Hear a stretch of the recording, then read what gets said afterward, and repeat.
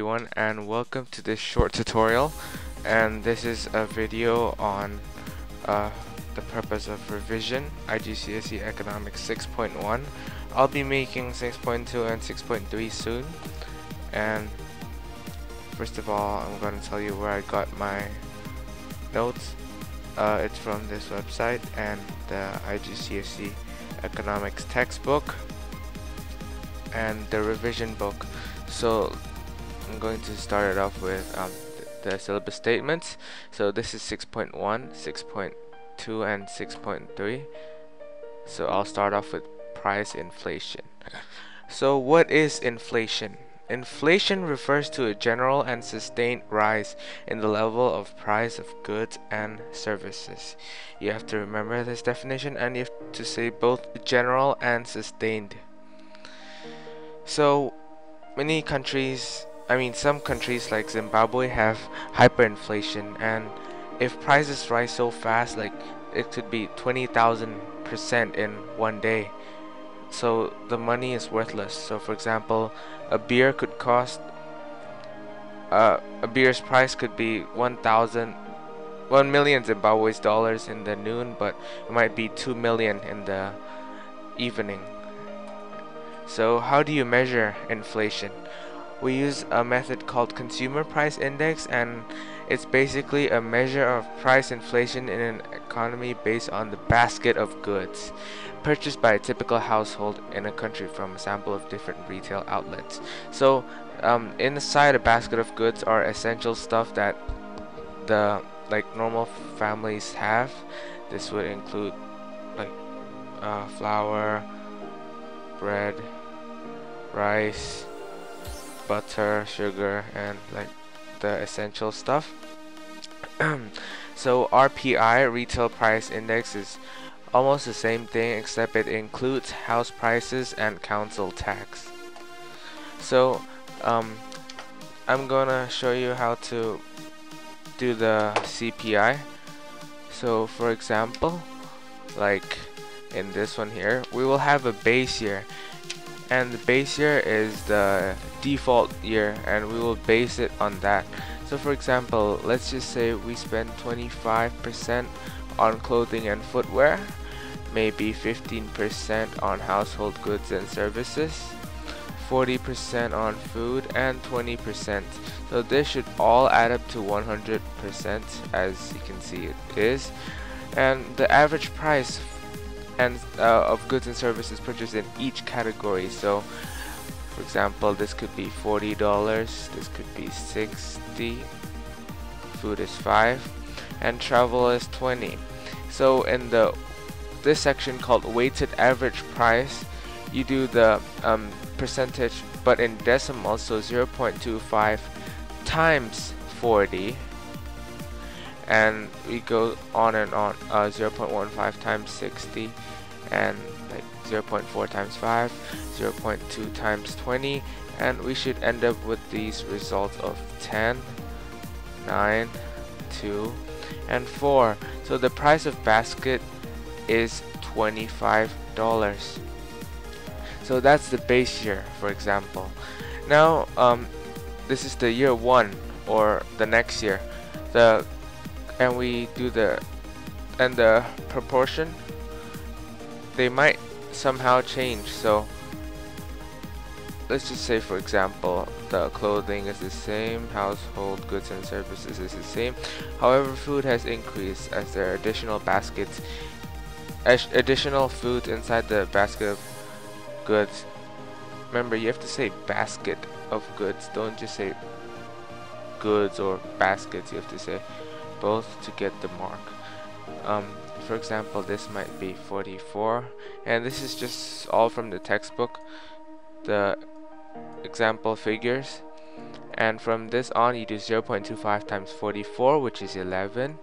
We can use the calculator. 0.1 times 90 is 9. It goes on, so this should be 4, and 0.15 times 20, it should be 3. So the price of good in this, the weighted average price, is 27. So in this case, as I go back to the PowerPoint, it's the weighted average year 1 and weighted average base year, and this could be different, of course. It could be year 3 and year 2, year 5 and year 4. So you do $27 over $25 times it by 100 equals 108. So as you can see, this represents an 8% increase in the prices of basket since the base year. So consumer prices have risen by 8% in 1 year. So that's how you measure the CPI. So we have 3 main uses of CPI. First of all, it's used as an economic indicator. So for consumers, it could be a change in cost of living. For workers, maybe they would seek increase in wages. So as they know, maybe like they want an increase in wages, as they know the prices of the basket of goods have increased.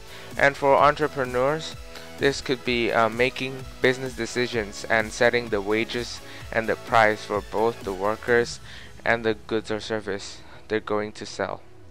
That's an economic indicator. It could be also used as a price deflator. So for example, if your wage is 5% increase but your inflation is 8% increase, this doesn't mean you have more money to spend. This means that your real value of wage has decreased by 3%, because let's say a good costs $100 and in the next year it costs $108 because of the inflation, but you only have $105, so that's the real value of wage. It has decreased. And it's also for indexation, and this is when there's an index link between income and payment. So for example, like pensions, and this could be when the purchasing power is the same as the inflation rate percentage. So the real value of the revalue is the same and it's even. So for example, as I use the exact same example, if the inflation is 8%, the purchasing power will be 8%, so it will be exactly the same. And the real value of wage is 0% increase. However, there are some simple problems with price indices, and this could be a change in taste and fashion. And furthermore, there could be the introduction of new goods and services such as mobile phones, flat screen TVs, and iPods. So what causes inflation? So many people define inflation, economists today define inflation as too much money chasing too few goods. So what the government does is money supply has to increase and they issue more notes and coins. So for example, year 1, the money supply, $100 would buy these items, but since year 2 the money has supplied, the output is unchanged. That's called the money supply increase in money supply. So this would a government may allow the money supply to expand, as this would increase total demand in the economy, maybe during economic recession, to reduce unemployment. So they would issue more and more coins. Therefore, this would allow people to spend more, so increase in demand from consumers and firms, and in both goods and services, and in response to workers' demand for higher wages or rise in other cost of production. So that's the why a government may allow money supply to expand. So there's also this concept of stagflation, and this is when a situation when inflation and unemployment were both rising, or they're both high together. So you just have to remember that definition. Cost and demand pressure causes inflation, and there are 3 main ones, actually 2: demand pull and cost push.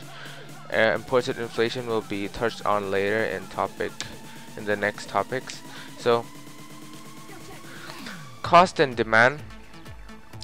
There's the demand pull inflation, as we can see from this picture. This demand pull inflation is caused by aggregate demand rising faster than the aggregate supply of goods and services. So basically,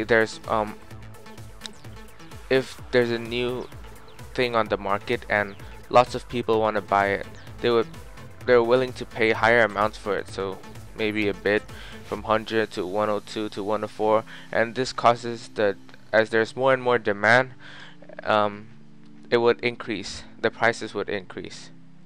So, and the other one is cost push inflation. It's caused by rising wages and other production costs.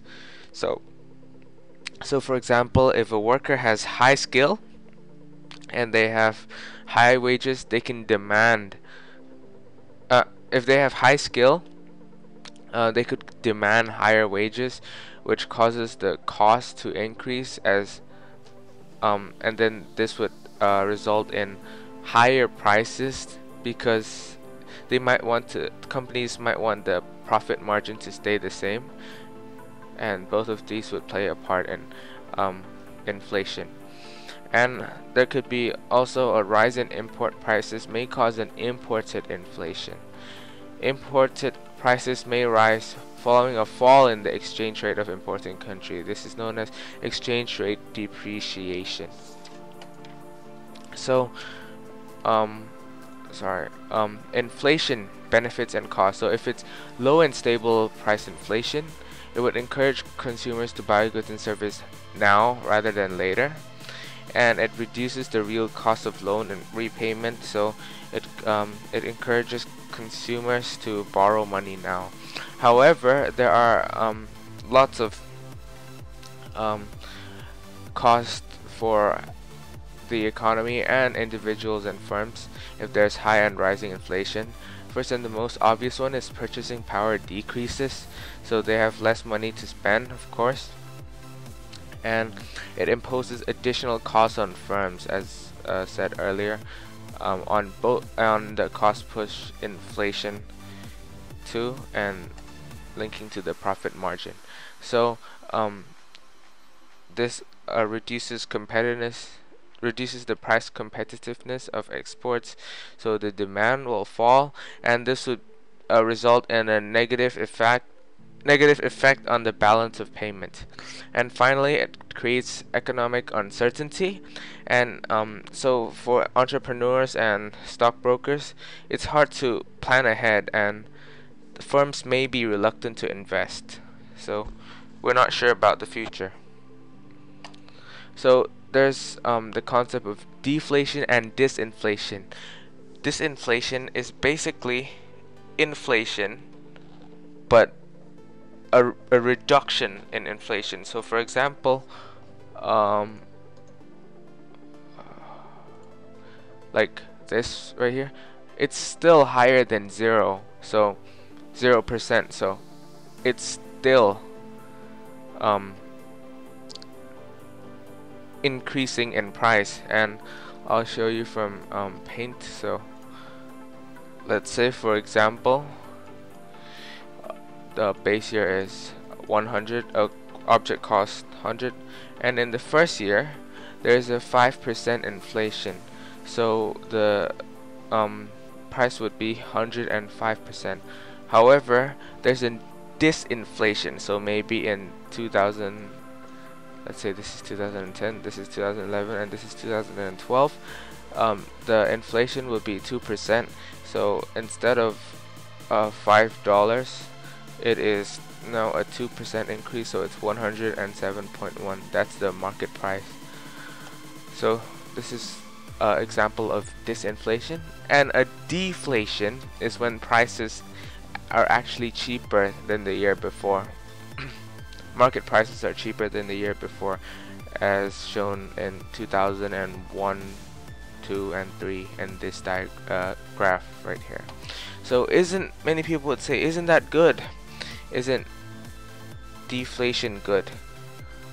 So deflation could occur because if market supply is higher than the demand, therefore prices will drop. Could also occur when there's competition between firms. For example, this might result in price wars and price would go down. And if there's labor productivity increases, output increases, therefore average cost decreases. So let me just write that down. So let me say that again. When market supply is more than demand. Number two, competition between firms. This would cause price wars. Prices would go down. And the other point might be labor productivity increases, therefore output increases and average cost decreases. But many consumers would say, oh, this might be good because prices are decreasing. However, they might say consumers might think, oh, this would keep decreasing on and on and on. And this is called speculation or malign deflation, and this is when there's a delay. Let me write the key bullet points. There's a delay. For example, you want to buy it in 2011, but you see the prices are decreasing each and every year, so you say, oh, maybe next month I'll buy it, so the prices might decrease. That's a delay. Therefore, company stocks might increase, and this would result in excess supply, as supply is higher than the current demand. Therefore, price needs to go down to even up and make a new equilibrium point. And sometimes, if this is the case, companies might be in danger. Therefore, workforce size may decrease, unemployment may increase, and the whole value of prices may decrease too. And this is the effect, and therefore this might be the start of recession. So if there's deflation in the country, this might happen. Thank you for watching, and stay tuned to my next video of IGCSE Economics 6.2.